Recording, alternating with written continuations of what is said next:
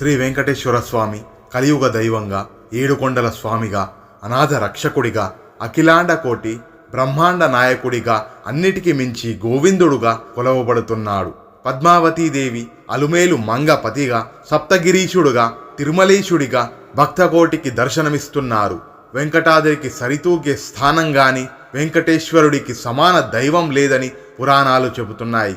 సదా వెంకటేశం స్వరామి స్వరామి, స్వామి నీవు తప్ప మాకు ఇంకెవరు దిక్కు, నిన్నే నిరంతరం స్మరిస్తూ ఉంటాము.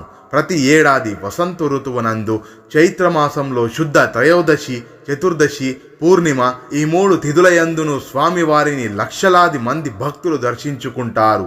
స్వామివారి కృపవీక్షణాలతో మూగవాడు సైతం మాట్లాడుతాడు, కుంటివాడు నడుస్తాడని భక్తులు విశ్వసిస్తుంటారు. భక్తులు 2 చేతులు పైకెత్తి జోడించి శ్రీ వెంకటేశ్వర స్వామిని వేడుకుంటారు.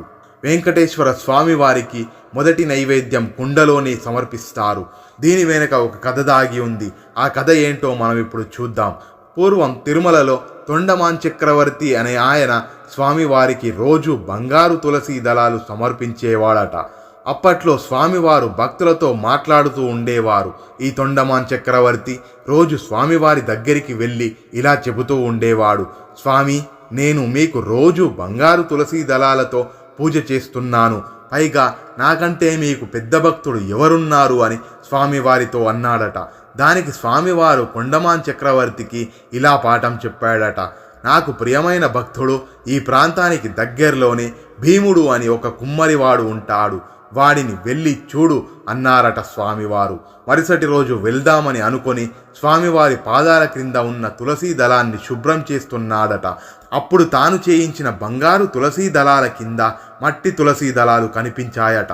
స్వామివారు చెప్పారట, ఈ మట్టి తులసీ దళాలు ఆ భీముడే సమర్పించాడు నాకు అని. ఇప్పుడు తొండమాన్ చక్రవర్తి మనసులో ఇలా అనుకున్నాడట, మట్టి తులసీ దళాలు స్వామివారికి నచ్చాయా? అసలు ఈ కుమ్మరివాడు ఎవరో అని వెంటనే వెళ్ళి కలవాలి అని అనుకున్నాడట. ఇక ఆ కుమ్మరివాడిని వెతుక్కుంటూ బయలుదేరాడు తొండమాన్ చక్రవర్తి. ఆ రోజు చాలా ఎండగా ఉంది. అప్పటికే నడిచి నడిచి భీముడి ఇంటి దగ్గరలో స్పృహ తప్పి పడిపోయాడు. అప్పుడు ఆ భీముడు తొండమాన్ చక్రవర్తిని లేవదీసి తన ఇంటికి తీసుకెళ్లాడట. తొండమాన్ చక్రవర్తి భీముడితో ఇలా అన్నాడట, నువ్వు ఏం చేస్తూ ఉంటావు? వెంకటేశ్వర స్వామి వారికి నువ్వంటే ఎందుకంత ఇష్టం అని అడిగాడట. దానికి భీముడు ఇలా సమాధానమిచ్చాడు, నేనేం చేస్తాను స్వామి, కుండ చేసే ముందు ఈశ్వర నన్ను అనుగ్రహించావు, కుండలు చేసుకునే శక్తిని ఇచ్చావు, అవి అమ్మితే 4 రూపాయలు వచ్చేట్టు చేశావు, వాటి వల్ల నా సంసారం సాగుతోంది. నీకు కృతజ్ఞతగా ఒక మట్టి తులసీదళం చేసి నీ పాదాల యందు ఉంచుతాను అని అక్కడే ఉన్న కొయ్యతో చేయబడిన శ్రీ వెంకటేశ్వర స్వామివారి మూర్తికి సమర్పించేవాడట. ఏ పనిని మొదలుపెట్టినా గోవింద నేను చేయడమేమిటి, నీవే నాతో చేయించుకుంటున్నావు స్వామి అనేవాడట. అప్పుడు తొండమాన్ చక్రవర్తి మనసులో ఇలా అనుకున్నాడట, ఇతనేమో అంతా స్వామివారే చేయిస్తున్నారు అని అనుకుంటున్నాడు, కానీ నేను మాత్రం నేనే చేస్తున్నాను అని సమర్పిస్తున్నాను. ఇదే మనమందరం చేసే పెద్ద తప్పు. భీముడు అన్నం తినే ముందు మట్టితో చిన్న మూకుడు చేసి అందులో అన్నం ముద్ద పెట్టి స్వామివారికి సమర్పించి తాను తినేవాడట. స్వామివారు భీముడి భక్తికి పొంగిపోయి శ్రీదేవి భూదేవి సహితుడై దివ్య విమానంలోంచి దిగి భీముడి పాక ముందు ప్రత్యక్షమయ్యారట. వెంటనే స్వామివారు భీముడిని కౌగిలించుకొని భీముడు తన మీద చూపించే భక్తికి పొంగిపోయి తన ఒంటి మీద ఉన్న ఆభరణాలన్నీ భీముడి మెడలో వేశారట. అలా శ్రీదేవి భూదేవి అమ్మవార్లు వారి ఆభరణాలన్నీ భీముడి భార్యకు తొడిగారట. స్వామివారు గురుత్మంతుడిని పిలిచి ఈ జీవుడిని సశిశీరంగా వైకుంఠానికి తీసుకెళ్లమని ఆదేశించారు. ఇప్పటికీ స్వామివారి ఆనంద నిలయంలో మొదటి గడప దాటిపెట్టే నైవేద్యం కుండతో చేసిన పెరుగన్నం. ప్రతిరోజు ఒక కొత్త కుండ చేసి అందులోనే నైవేద్యం పెడతారు. అదొక్కటే తింటారు స్వామివారు.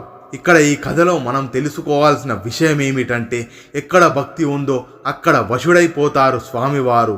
ఎక్కడ గర్వం అహంకారం ఉన్నాయో అక్కడ ఆయన అస్సలు ఉండరు.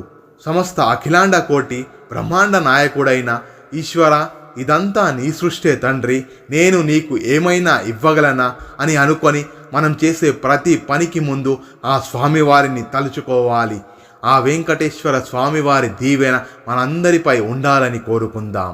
ఓం నమో వెంకటేశ్వరాయ నమః. మరో వీడియోలో మళ్ళీ కలుద్దాం. అంతవరకు సెలవు.